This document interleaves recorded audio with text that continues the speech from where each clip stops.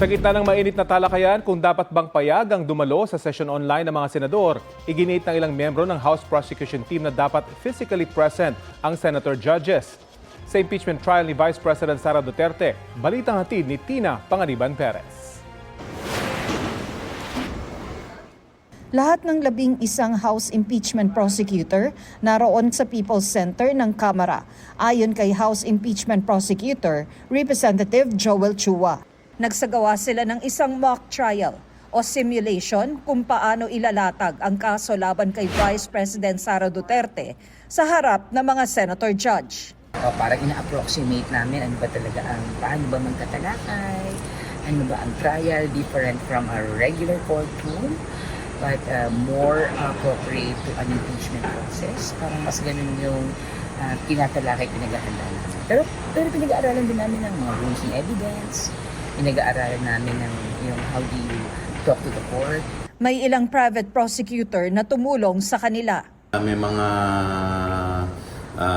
inimbita kami na pwedeng mag-assist sa amin, but mainly nandiyan si Kong Shell at mga kasama niya para mag-guide kami.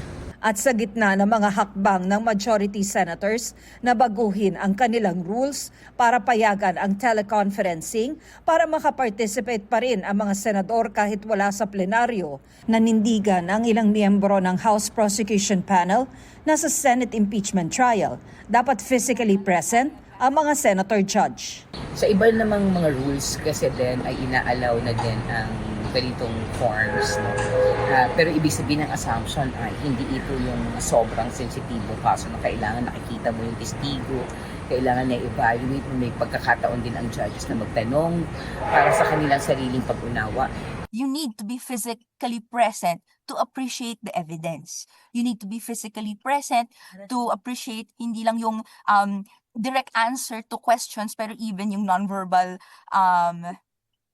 language, yung kanyang gestures na sa punot dulo bubuo ng mas complete picture sa senator judges, tutulong sa kanilang sa discretion. Isa sa mga dapat na ginagawa ng senator judge ay obserbahan ang mga testigo sa kanilang mga demeanor kung paano sila sasagot. Dahil dito makikita kung sila ay ang testigo ay nagsisinungaling o hindi. Tina Panganiban Perez, nagbabalita para sa GMA News.